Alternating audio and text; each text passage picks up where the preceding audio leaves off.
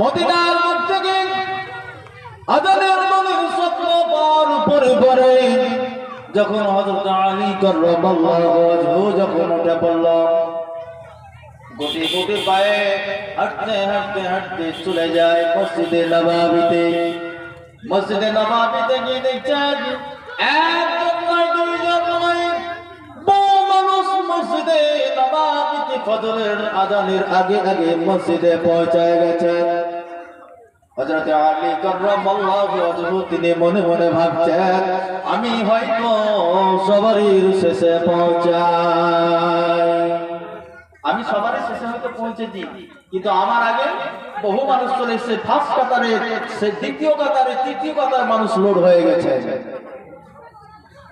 আমার বন্ধুগণ, হযরত আলী কাররামাল্লাহু ওয়াজহু মসজিদে নববীতে ঢুকে যখন গেল, জামাত শুরু হয়ে গেছে।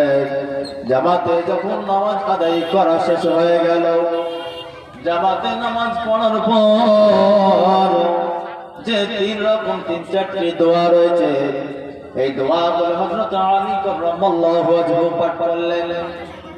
পাঠ করতে করতে করতে একবারে এরকম হাতে ফুঁক দেওয়ার পরে মাথা দিয়ে তিনি হাত বিলাতে বিলাতে পা দিয়ে নামিয়ে দিলেন। আমার ভাই, নামিয়ে দেওয়ার পরে পরে মসজিদে নববীর গেট থেকে অর্থাৎ ভিতর থেকে মসজিদের সম্মুখে যখন বাইর হবে, দেখলেন একজন সাহাবা দাঁড়িয়ে রয়েছেন। যে সেই সাহাবার নাম কিতাবের মধ্যে রয়েছে হযরত ওমর রাদিয়াল্লাহু তাআলা আনহু। হযরত ওমর ফারুক রাদিয়াল্লাহু তাআলা আনহু সুন্দরভাবে দাঁড়িয়ে রয়েছেন। কি ব্যাপার ভাই আলী, আজকে এত শেষে কেন তুমি মসজিদে নববী থেকে বার হচ্ছ? প্রতিদিন তো আগে আগে বেরিয়ে যাও, আর আজকে কেন সবারই শেষে বাড়াচ্ছ? বললো ভাই, ফজরের নামাজ বাদ মাসনুন কয়েকটি দোয়া রয়েছে, এই মাসনুন দোয়াগুলো আমি পাঠ করছিলাম, আর পাঠ করার পরে পরে আমি দুটো হাত তুলে হাতের মধ্যে ফুঁক দিয়ে মাথা দিয়ে বিলাতে বিলাতে পা দিয়ে নামিয়ে দেবে, আমি শেষের বেলায় বাইরে হচ্ছি। কিন্তু মসজিদে নববীর আশপাশে একজন মৃত মহিলা ছিল। ওই মৃত মহিলার হাতে একটি সুন্দর ছোট্ট মাত্র একটি খেজুরের বাটি ছিল। আমার ভাই, ওই বাটিতে মাত্র কয়েকটি খেজুর রয়েছে, কিংবা 1 থেকে 10টি খেজুর হতে পারে, কিংবা 10 থেকে 15টি খেজুর হতে পারে, নচিত তার বেশি কিন্তু খেজুর হতে পারে না। ওই খেজুরের বাটি হযরত ওমর পাশে দাঁড়িয়ে ছিল। হযরত ওমর রাদিয়াল্লাহু তাআলা আনহুকে ওই বৃদ্ধ মহিলা বলল, বাবা ওমর, ও বাবা ওমর, এই খেজুরের বাটিটা নাও, আর মসজিদে নববীর ভিতরে যারা মানুষ অর্থাৎ তোমাদের বন্ধু রয়েছে, সেই সমস্ত বন্ধুদেরকে 1টা থেকে 2টো করে খেজুর পূজা বিলি করে দাও। একটি করে যদি পূজার লোকজন সম্ভব হয় তাহলে একটি করে দিবে, আজকে একটি করে যদি মনে হয় বাকি হবে তাহলে 2টো করে খেজুর দেবে, অর্থাৎ সবাই সাথে যেন পেয়ে যায়। হযরত ওমর বলল, ঠিক আছে মা, আমি সেই মোতাবেক খেজুরগুলো দেব।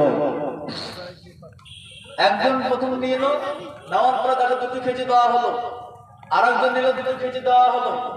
উদাহরণস্বরূপ ধরে রাখেন, আপনার বাড়ির সম্মুখে এতটুকু বাড়ির সম্মুখে মানে এই সাইজের বাটি নিয়ে দাঁড়িয়ে রয়েছেন, খেজুরের বাটি। হয়তো অনুমান একটি আন্দাজ, সেই বাটির এই সামান্য পরিমাণ বাটিতে হয়তো 10টি খেজুর ধরতে পারে, কিংবা 15টি হতে পারে, কিংবা 20টি হতে পারে। এছাড়া কিন্তু সেই বুড়িমা কিন্তু ভেবে গন্তি করে ভরে রেখেছিল, যেন বেজোড় আর করবো না, কিংবা জোড়া করে দেব, কিন্তু সেদিন ছিল তার বেজোড়া খেজুর। ওই সামান্য বাটিতেই খেজুরটা ছিল। একজন বন্ধু নিল, 2জন বন্ধু নিল, 3জন বন্ধু নেওয়ার পরে হযরত হযরত আলী কাররামাল্লাহু ওয়াজহু তিনি গেটের সম্মুখে চলে এসেছেন। আসার পরে পরে হযরত ওমর যখন একটি খেজুর আলীর হাতে তুলে দিল, হযরত আলী কাররামাল্লাহু ওয়াজহু বললেন, এ বন্ধু, আমি হচ্ছি তোমার একজন প্রিয়ত বন্ধু, অর্থাৎ আমার নাম হযরত আলী কাররামাল্লাহু ওয়াজহু, কিন্তু আমাকে একটি কেন খেজুর তুমি দিলা বলো? এ বাবা, আমি আমার তরফ থেকে তোমাকে বলবো, একটি খেজুর আমাকে না দিয়ে তুমি যদি সামান্য আরেকটি খেজুর দিয়ে যদি পূজা দিতা, আল্লাহ রাব্বুল আলামিন কালাম রাসূলকে ঘোষণা করে রেখেছেন, ওয়া খালাকনাকুম আজওয়াজা। নাই সূরা আম্মাতা সালুনের মধ্যে রয়েছে। প্রত্যেকটা জিনিসকে আল্লাহ রাব্বুল আলামিন জোড়া জোড়া পছন্দ করেন, কিন্তু হযরত আলী কাররামাল্লাহু ওই সময় বলেছিল, ভাই আমাকে একটি তুমি খেজুর দিও না, আমাকে দুইটি যদি খেজুর দাও, আমার অন্য অন্য বন্ধুদের কি কম পড়ে যাবে বলো?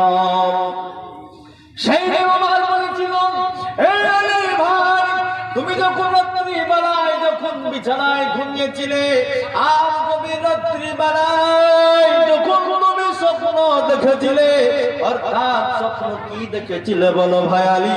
বললাম, আমি স্বপ্ন এটাই দেখেছিলাম, কিন্তু আমার মুখে যেন সামান্য এক টুকরো একটি খেজুরের দানা আমার মুখে যেন কে যেন ভরে দিল, আর সেই খেজুরের দানাটি চিবাতে চিবাতে মসজিদের আমি আজান শুনতে পেলাম ভাই, কিন্তু তারপরে আর স্বপ্নটা আমি দেখতে পারলাম না।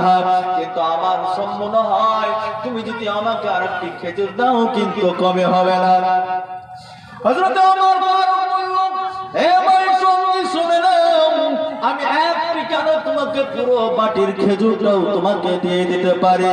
বাপজিরা, আমার ভাইরা, ওই সময় হযরত ওমর ফারুক বলেছিল, ওগো বন্ধু,